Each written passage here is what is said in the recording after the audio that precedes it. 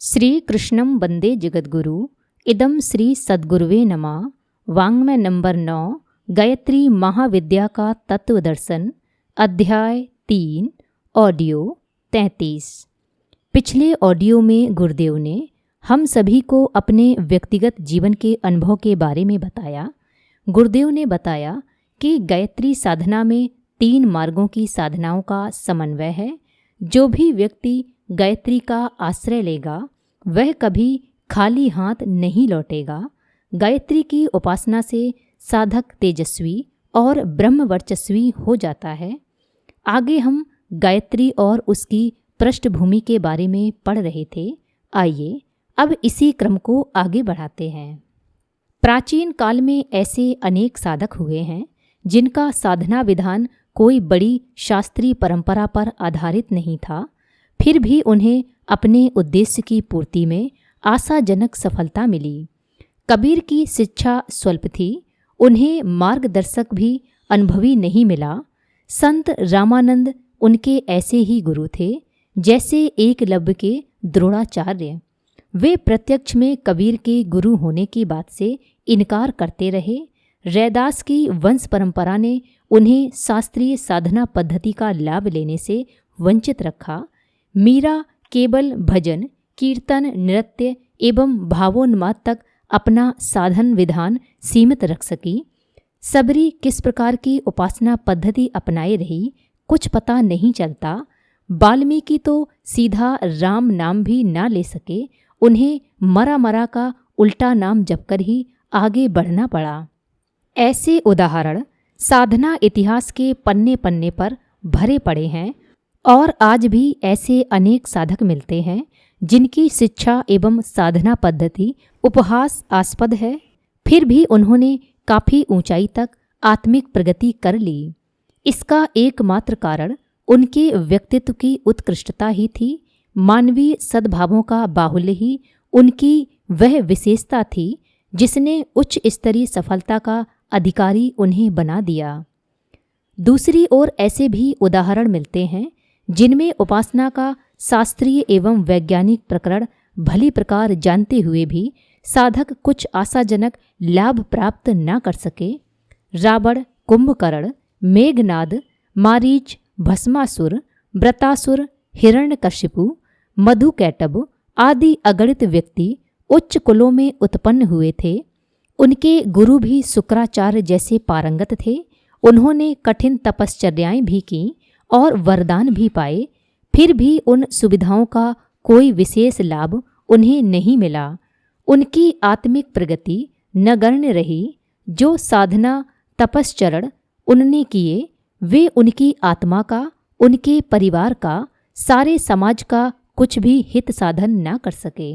अतएव हमें इसी निष्कर्ष पर पहुंचना होगा कि जिन्हें वस्तुतः आध्यात्मिकता का लाभ लेना हो, इस मार्ग पर चिरस्थायी और आशाजनक प्रगति करनी हो, उन्हें सबसे पूर्व सबसे अधिक ध्यान इस बात पर देना चाहिए कि उनका व्यक्तित्व, दृष्टिकोण, गुण, कर्म, स्वभाव, भाव, संस्थान, अंतःकरण चतुष्टय उत्कृष्ट स्तर का बने। यही ब्राह्मणत्व है। ब्रह्म वर्चस्व की सारी शक्ति, चेतना एवं क्षमता इसी आधार पर उपलब्ध होती और बढ़ती है। प्राचीन काल के ब्राह्मण भूसुर कहलाते थे। भू सुर अर्थात पृथ्वी के देवता। देवताओं में जो शक्ति होती है वही सच्चे ब्राह्मण में देखी और पाई जाती है। यह उपलब्धि उसे मंत्र बल से ही नहीं मिल जाती, वरन उत्कृष्ट स्तर के व्यक्तित्व का निर्माण करने की शर्त पूरी करने पर मिलती है। हम में से हर गायत्री उपासक को यह तथ्य भली प्रकार हृदयंगम करना चाहिए और अपना ब्राह्मणत्व बढ़ाना चाहिए। स्मरण रहे, ब्राह्मणत्व का अभिवर्धन करने में किसी जाति बिरादरी में जन्म लेना ना तो सहायक है और ना बाधक है। गायत्री उपासना बनाम द्विजत्व ब्राह्मणत्व। गायत्री उपासना मानव मात्र के लिए है। सद्बुद्धि की देवी, ऋतंभरा प्रज्ञा की अधिष्ठात्री, इस महाशक्ति की आराधना और अंतःकरण में प्रतिष्ठापना हर किसी के लिए आवश्यक है। यह तत्व जिसे भी प्राप्त होगा वह ऊंचा उठेगा। जहाँ तक अधिकार का प्रश्न है, प्रत्येक सत्प्रयोजन को संपन्न करने, सन्मार्ग की दिशा में कदम बढ़ाने की छूट और सुविधा हर किसी को है। प्रतिबंध तो अवांछनीय गतिविधियों पर ही लगाए जाते हैं, उन कार्यों से ही रोका जाता है जो करने में सामर्थ्य से बाहर होते हैं और क्षमता के अभाव में भारी वजन उठाने पर कठिनाई उत्पन्न होने की आशंका रहती है। गायत्री उपासना में ऐसी कोई बात नहीं है, ना तो उसमें कुछ अनैतिक है और ना दुस्साध्य। उसका लक्ष्य सद्बुद्धि की शरण में जाना है। इसमें अधिकारी अनधिकारी का प्रश्न ही नहीं उठता। गायत्री मंत्र के बारे में भी यही बात है। वह सार्वभौम सर्वजनीन उपासना मंत्र है, जिसे बिना धर्म, जाति, संप्रदाय, देश, वंश, वेश, लिंग आदि का भेदभाव किए मनुष्य मात्र द्वारा अपनाया जा सकता है। यहाँ यह इसलिए कहा जा रहा है कि जहाँ तहाँ ऐसे प्रतिपादन मिलते हैं जिनमें द्विजत्व और ब्राह्मणत्व को गायत्री के साथ जोड़ा गया है, इस प्रतिपादन का तात्पर्य इतना ही है कि उत्कृष्टतावादी चिंतन और आदर्शवादी कर्तृत्व अपनाकर चलने वाले जीवन क्रम में ईश्वरीय उपासना की दिव्य उपलब्धियां अधिक अच्छी तरह हो सकती हैं। द्विजत्व का अर्थ है दूसरा जन्म। दूसरे जन्म से तात्पर्य है पशु प्रवृत्तियों से जकड़े हुए सामान्य प्राणी जीवन से ऊंचा उठकर मानवीय उत्तरदायित्वों की विशिष्टता भरी भूमिका को अपनाया जाना। नर पशु की रीति नीति छोड़कर देव जीवन की महानता को अपनाया जाना। इसके लिए व्रत लेना पड़ता है कि वासना तृष्णा की क्षुद्रता में कृमि कीटकों की तरह निरत नहीं रहा जाएगा, वरन मानवीय उत्कृष्टता को जीवन क्रम में ओतप्रोत करते हुए उच्च स्तरीय सिद्धांतों को अपनाकर चला जाएगा। ऐसा व्रतशील जीवन क्रम ही द्विजत्व है। पशु प्रवृत्तियों का त्याग और देव परंपरा को धारण करने का व्रत लेना भारतीय परंपरा में एक अत्यंत आवश्यक एवं पवित्र कर्म है। इसलिए द्विजत्व का संस्कार समारोह पूर्वक किया जाता है। इसे यज्ञोपवीत संस्कार कहते हैं। इसका प्रतीक यज्ञोपवीत धारण है। ऐसे व्रतधारियों को द्विज संज्ञा दी गई है। द्विजत्व के साथ गायत्री उपासना को सोना और सुगंध मिलने की तरह अधिक सराहा गया है और उससे अधिक लाभ होने का तथ्य समझाया गया है। ईश्वर उपासना कोई भी कर सकता है, पर अधिक लाभ उसी को होगा जो प्रभु समर्पित आदर्शवादी जीवन प्रक्रिया भी अपनाने का प्रयत्न करेगा। ईश्वर उपासना गाड़ी का एक पहिया है और आदर्शवादिता अपनाने वाली जीवन साधना दूसरा। इन दोनों के सम्मिलन से ही सर्वतोमुखी प्रगति का रथ अग्रसर होता है। मात्र पूजा पाठ कर लेने से भी यों तो कुछ लाभ होता ही है, पर पूरा सत्परिणाम देखना हो तो पवित्र जीवन क्रम अपनाने की साधना के साथ ईश्वर की उपासना करनी चाहिए। पवित्र जीवन उर्वरा भूमि है और भजन उपजाऊ बीज। दोनों की व्यवस्था पर समुचित ध्यान रखा जाना चाहिए। इसी प्रतिपादन को गायत्री और द्विजत्व का समन्वय करने की संगति बैठाकर किया गया है। तथ्य को समझा जाना चाहिए। यदि किसी वंश या जाति को द्विज ठहराया जाएगा और उसी परिवार में जन्मे लोगों को उपासना का गायत्री का अधिकारी कहा जाएगा, तब तो निश्चित रूप से अर्थ का अनर्थ ही हो जाएगा। दुर्भाग्य से पिछले दिनों ऐसी ही भूल होती रही है और अमुक जाति वंश के लोगों को इस पवित्र उपासना का अधिकारी तथा अमुक को अनधिकारी ठहराया जाता रहा है, जबकि वास्तविकता इससे सर्वथा भिन्न है। तत्वदर्शी मानवतावादी ऋषि इतने संकीर्ण हो ही नहीं सकते थे कि वे किसी अमुक जाति या वंश को आत्मिक प्रगति के साधनों को अपनाने का अधिकारी ठहराएं और अन्यों को उससे वंचित कर दें। ऐसा पक्षपात तो बहुत ही ऊंचे स्तर के संकीर्ण बुद्धि, पक्षपाती और विद्वेषी लोग ही कर सकते हैं। भारतीय धर्मशास्त्रों और उनके प्रस्तुतकर्ता ऋषियों पर ऐसे आक्षेप लगने लगेंगे तो यह उस महान संस्कृति का अपमान ही होगा जिसके कारण समस्त विश्व ने इस देश के वासियों को देव मानव माना था और जगत गुरु कहकर अपना मस्तक नवाया था। गायत्री उपासना का अधिकार हर किसी को है। मनुष्य मात्र बिना किसी भेदभाव के उसे कर सकता है। इस सामान्य बुद्धि संगत तथ्य के समर्थन में कुछ कहने की आवश्यकता नहीं, तो भी इस संदर्भ में प्रमाण मिल ही जाते हैं। पारस्कर ग्रह सूत्र 2/3/10 में लिखा है, गायत्री का उपदेश सबको करें। महाभारत अनुशासन पर्व अध्याय 150 श्लोक संख्या 70 में लिखा है, चारों वर्ण और चारों आश्रमों में रहने वाले कोई भी साधक जो इस उत्तम गायत्री मंत्र का जप करते हैं वे परम शांति को प्राप्त करते हैं।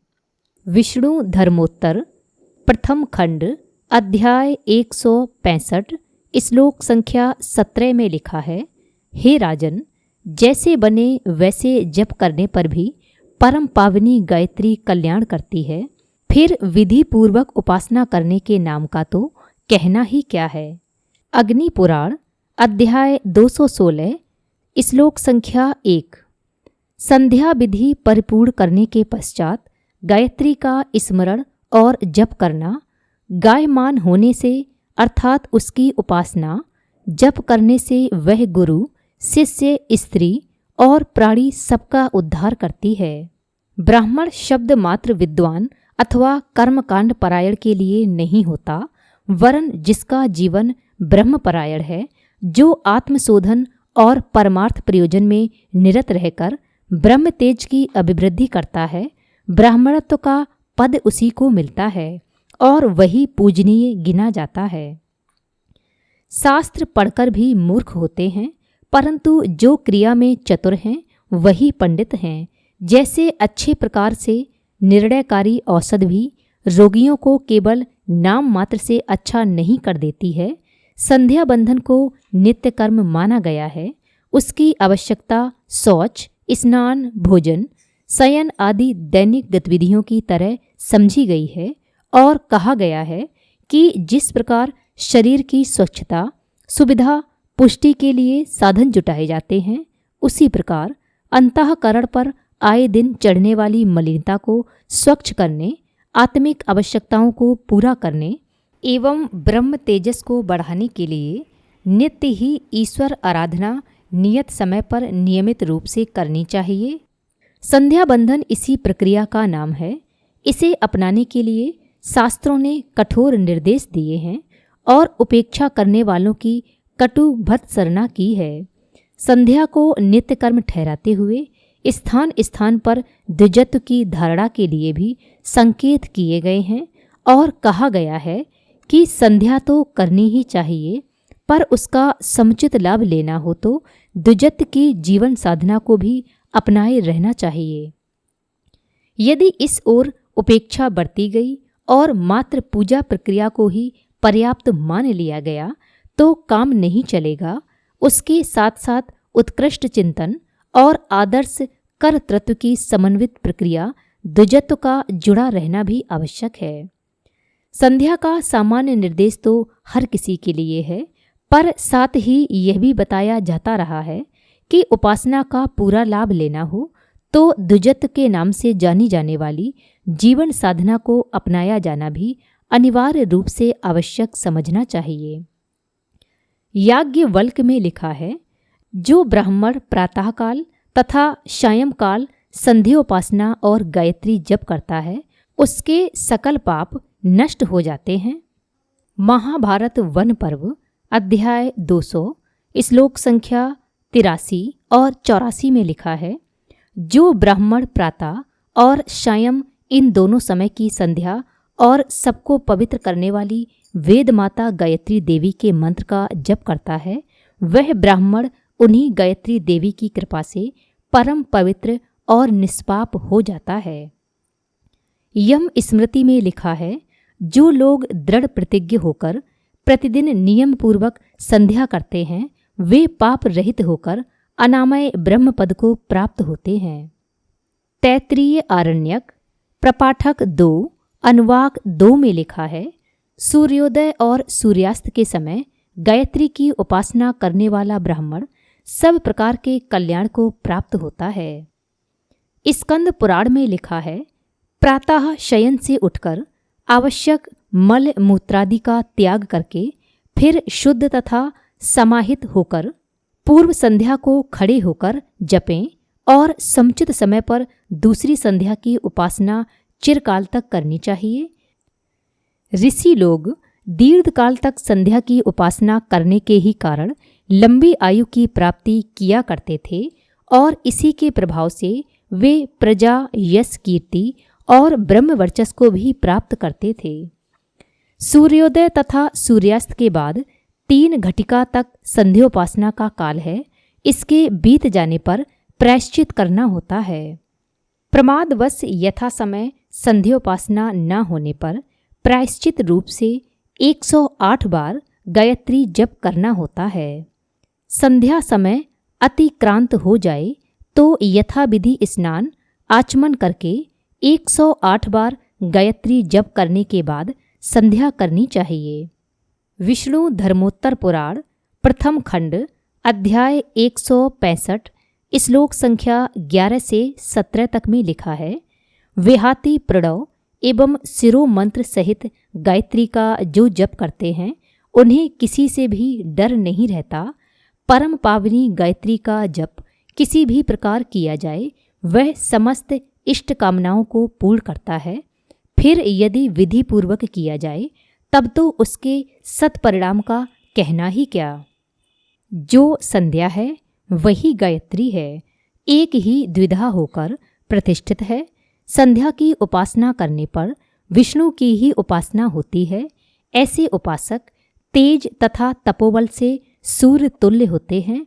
उनके पाद रज स्पर्श से पृथ्वी पवित्र होती है और उनको जीवन मुक्त पदवी पर प्रतिष्ठा मिलती है। महर्षि व्यास ने लिखा है, दिवा रात्रि के संधि समय में जो उपासना की जाती है उसको भी इसीलिए मनुष्यों ने संध्या कहा है। वार्तिक सार में लिखा है, गायत्री सब मंत्रों तथा विधाओं में शिरोमणि है, इसलिए द्विजों को इसकी साधना करनी चाहिए।